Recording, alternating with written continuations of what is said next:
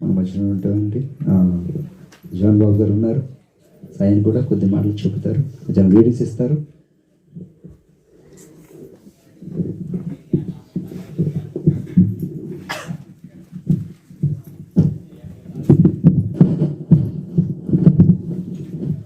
దేవునికి స్తోత్రం కలుగునుగా. హల్లెలూయా, హల్లెలూయా. ప్రభు మహాకృపలో ఈ ఉదయకాల సమయంలో మరి మీ అందరి నిలవడానికి ప్రభు చూపించిన మహాకృపను బట్టి ప్రభుని స్తుతిస్తూ దేవుని వాక్య భాగాన్ని కొన్ని నిమిషాలు మనం ధ్యానం చేద్దాం. సహోదరులు చెప్పినట్లుగా కింద జీవితం పంది జీవితం అన్నాడు ఒక ఆయన. ఏ జీవితం? పంది ఎన్నాళ్ళు బతికినా కిందే చూస్తుందంట, ఒకనాడు చూస్తుందంట పైకి. ఎప్పుడంటే చచ్చిపోయేటప్పుడు ఏటైసేనాకి తట్టలో కట్టుకుని పట్టుకెళ్ళిపోయేటప్పుడు ఆ ఏళ వెనక్కి తిరగేసి కడతారు.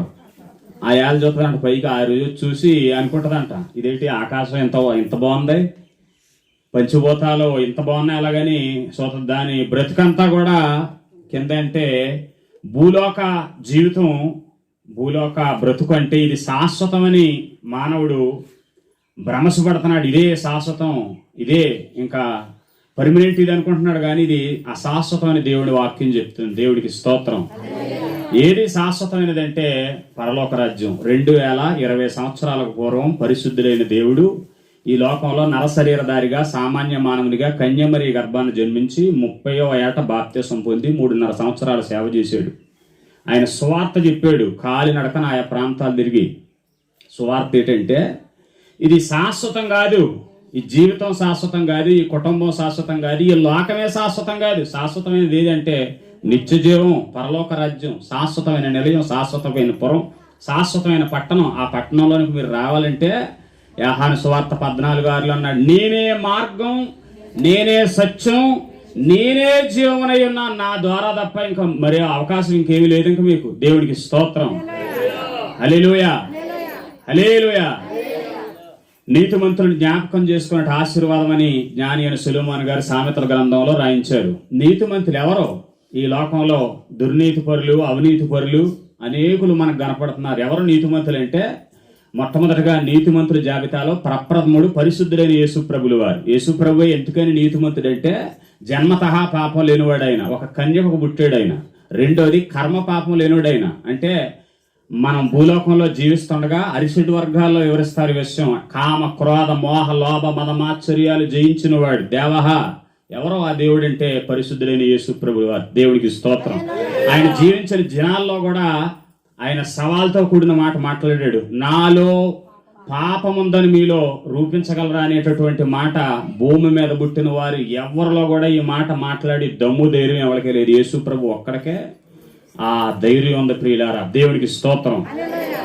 జీవించడం లేకపోతే మరణించడం, మరణంతోనే లోకంలో ఉన్న గనులైన వారు అందరి జీవితాలు ముగిసిపడితే క్రైస్తవుల నిరీక్షణ ఏంటంటే క్రైస్తవుడు ఒక రైలు బండి 2 పట్టాల మీద నడుస్తున్నట్లుగా క్రైస్తవుడు 2 మీద నడాలి. ఒకటి విశ్వాసం, రెండోది నిరీక్షణ. మొదటిది విశ్వాసం. విశ్వాసం అంటే నమ్మకం. దేవుడు ఉన్నాడని, ఆయన యొద్దకొచ్చేవారిని ఆయన త్రోసివేయడని, ఆయన కోరిన దాన్ని ఆయన సఫలం చేస్తాడని విశ్వాసం ఉంచాలి. దేవుడిని నమ్మేం కాబట్టి మనం అందరం కూడా. అబ్రహాము దేవుడిని నమ్మినది అతనికి నీతిగా ఎంచబడిను. ఎలాగ ఎంచబడిందంట? నీతిగా ఎంచబడింది. మనం కూడా దేవుడిని నమ్మటం వల్ల నీతిమంతులుగా అవుతాం. రెండోది యేసు ప్రభు రక్తం ద్వారా కడగబడటం వల్ల నీతిమంతులుగా అవుతాం. అలాగా నీతి జీవితాన్ని కొనసాగించుకుంటూ దేవుడిచ్చినటువంటి రక్షణ పొందుకుని దేవుడి మార్గంలో నడుస్తా పరలోక రాజ్యం కొరకు నిరీక్షణ కలిగి జీవించాలి. మనం చదువుకున్నాం, సహోదరుడు చదివారు, తెస్సలోనికలకు రాసినటువంటి మొదటి పత్రిక ఆ అధ్యాయంలో అక్కడ రాయబడినటువంటి మాట ఏంటంటే, మీరు నిరీక్షణ లేని ఇతరుల వలె. లోకంలో అనేకులకి ఈ నిరీక్షణ లేదు. నిజమైన క్రైస్తవుడు ఎప్పుడు మరణానికి భయపడ్డు. లోకంలో ఉన్న ప్రతి మనిషి కూడా మరణానికి భయపడితే క్రైస్తవుడు భయపడ్డు. ఎందుకంటే నా తండ్రి ఇంటికి, నా స్వస్థలానికి, నా శాశ్వత నిలయానికి నేను వెళ్ళిపోతున్నాను. నాకు భయమేటి? ప్రశాంతం, సంతోషం, సమాధానం, నెమ్మది. సహోదరులు తెలియపరిచిన రీతిగా మనిషి లేని లోటు బాధ వారి తల్లైనా లేకపోతే దైవసేవకులు నాన్నగారైనా లేని లోటు ఉంటుంది. కానీ ఈ లోకంలో జీవిస్తుండగా వేదన, వ్యాధి, బాధ, శ్రమ, సమస్య ఇవన్నీ కూడా, ఈ అవరోధాలన్నీ కూడా దాటిపోయేటటువంటి కృప, తండ్రి రాజ్యంలో నివసించే కృప దేవుడు అనుగ్రహించాడు. దేవునికి స్తోత్రం. హల్లెలూయా, హల్లెలూయా. అక్కడ రాయిస్తాడో 116వ కీర్తన 15వ వచనంలో, భక్తుల మరణం, యెహోవా భక్తుల మరణం ఆయన దృష్టికి విలువ గలదంట.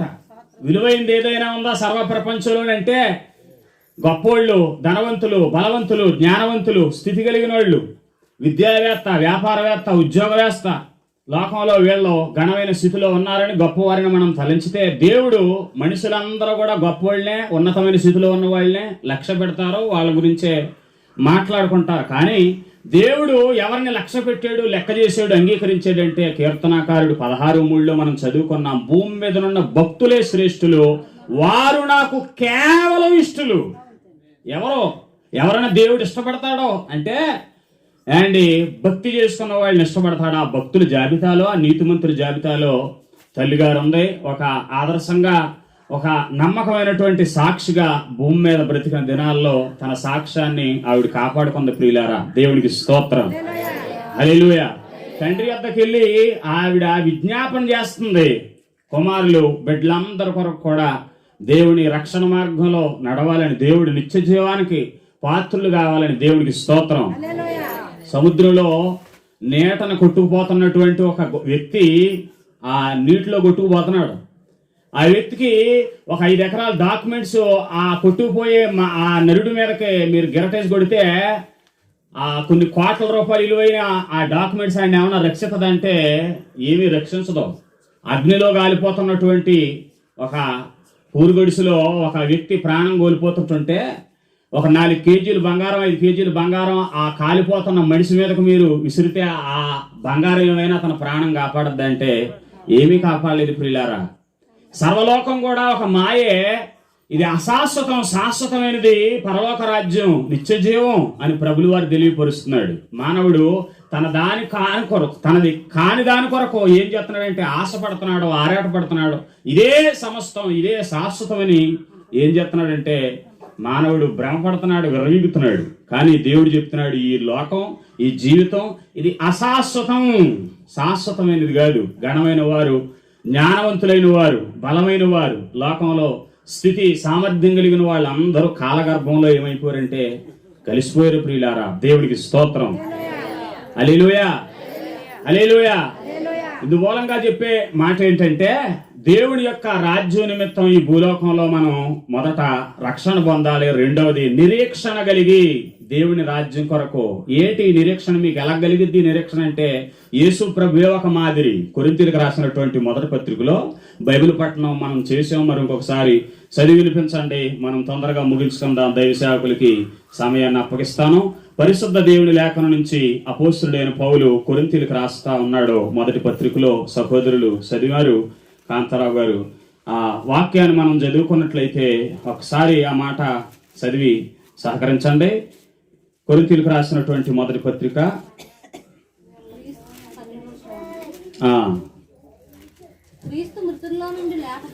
క్రీస్తు మృతులలో నుండి లేపబడి ఉన్నాడని మీలో కొందరు మృతుల పునరుత్థానం లేదని ఎట్లు చెప్పుచున్నారో. దేవునికి స్తోత్రం. హల్లెలూయా, హల్లెలూయా.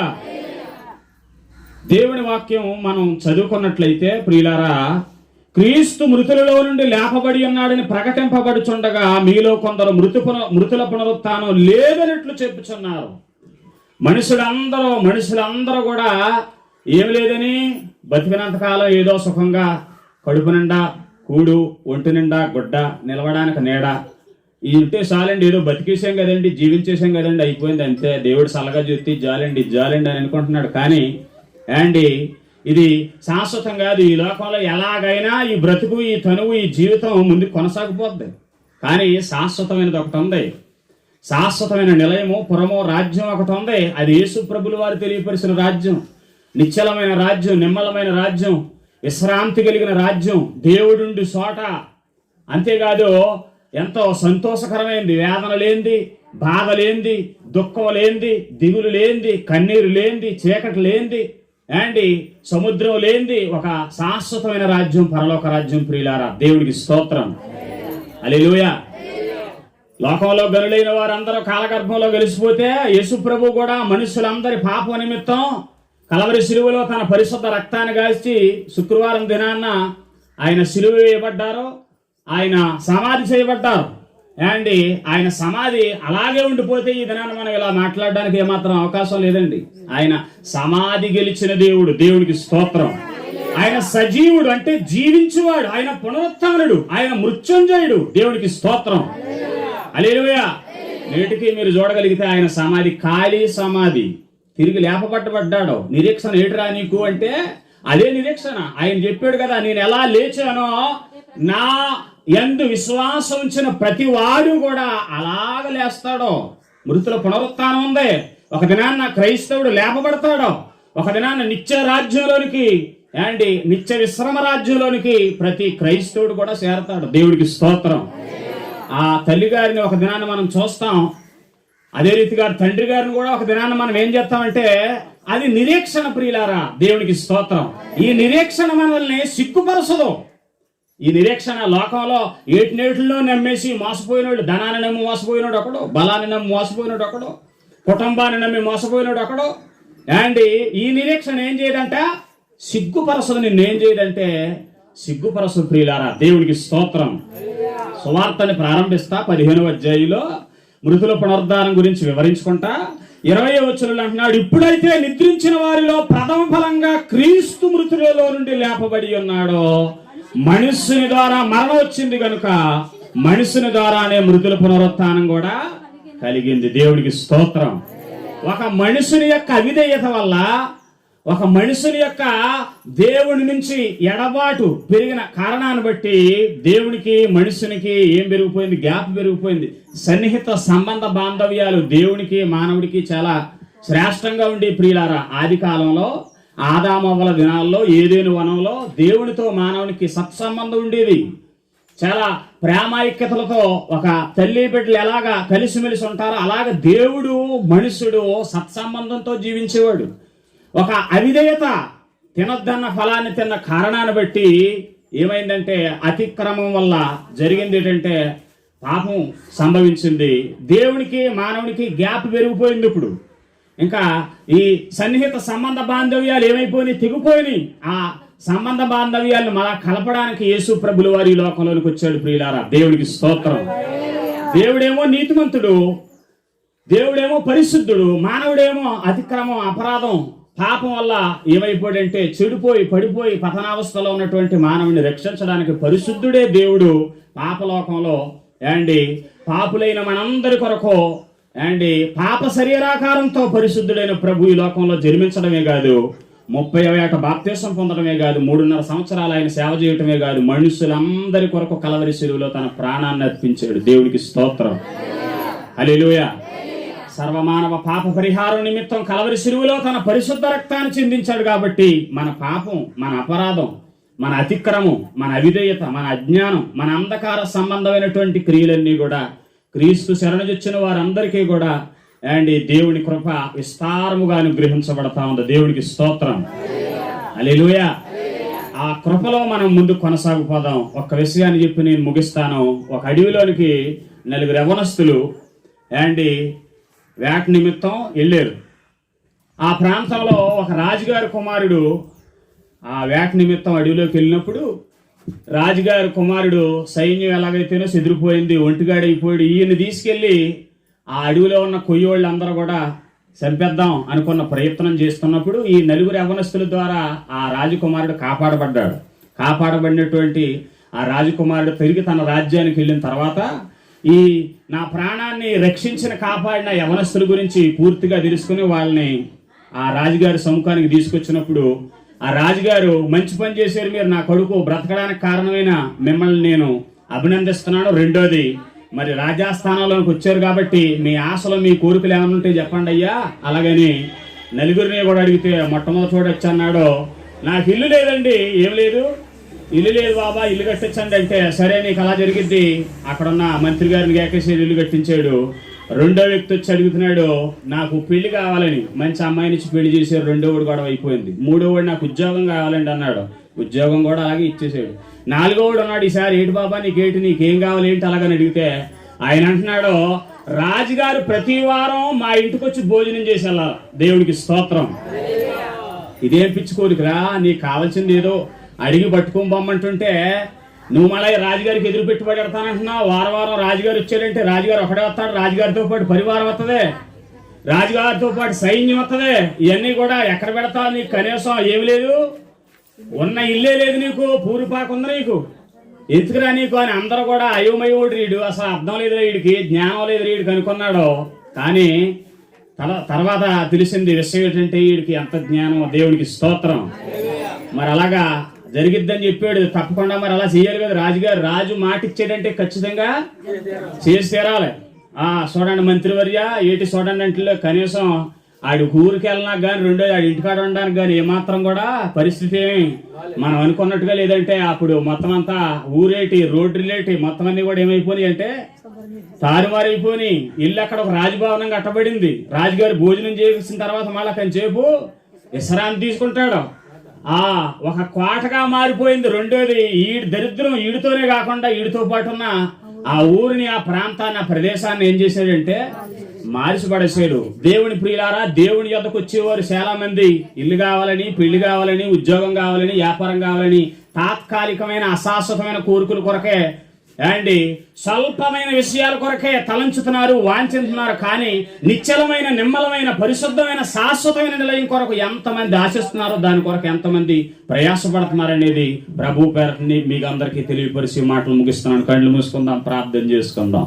నీతిమంతులు జ్ఞాపకం చేసుకున్నట్టు ఆశీర్వాదం అని లేఖన మంది రాయించే ప్రభు. నీతిమంతుల జాబితాలో ప్రప్రథముడుగా పరిశుద్ధుడైన యేసు ప్రభులు వారు ఉన్నారని, యేసయ్యా నీవు మా కోసం జన్మించావు, జీవించావు, మరణించావు, తిరిగి పునరుత్థానుడిగా లేచావు ప్రభువా, నీకు వందనాలు, నీకు స్తోత్రాలని. రెండవదిగా ఇదిగో నా తండ్రి యేసయ్యా, మా ప్రియ తల్లి గారు కమ్మ సిట్టమ్మ గారు జ్ఞాపకం చేసుకున్నాం.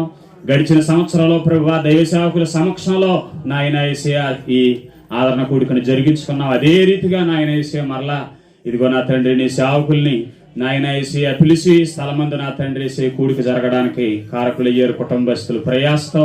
నాయన యేసయ్యా నీ దాసులు కూడా ఈ స్థలానికి వచ్చారు, అందరికీ వందనాలు ప్రభువా. నీ దాసులు కూడా నా తండ్రి నిత్య విశ్రాంతులకు మీరు పిలుచుకున్నారు ప్రభు. అవును నాయన, లేని లోటంటూ ఉండొచ్చు కానీ మా అందరి కొరకు నిత్య విశ్రాంతిలో విజ్ఞాపన చేస్తున్నారని మేము విశ్వసిస్తున్నాం ప్రభువా. నిరీక్షణ కలిగి మేము కొనసాగిస్తున్నాం. ఇంక వెల్లడైన ప్రతి మాట నా హృదయంలో, మా అందరి హృదయంలో నిలిచిబొడిచి ఫలింపజేయమని, మిగిలిన సమయం ఆశీర్వాదకరంగా జరిగించి మేలు చేసి మహిమ పొందమని, దీవించి ఆశీర్వదించమని యేసు నామం పేరట అడుగుచున్నాం మా పరమ తండ్రి, ఆమేన్. సమయాన్ని గురించిన దైవ సేవకులకు వందనాలు.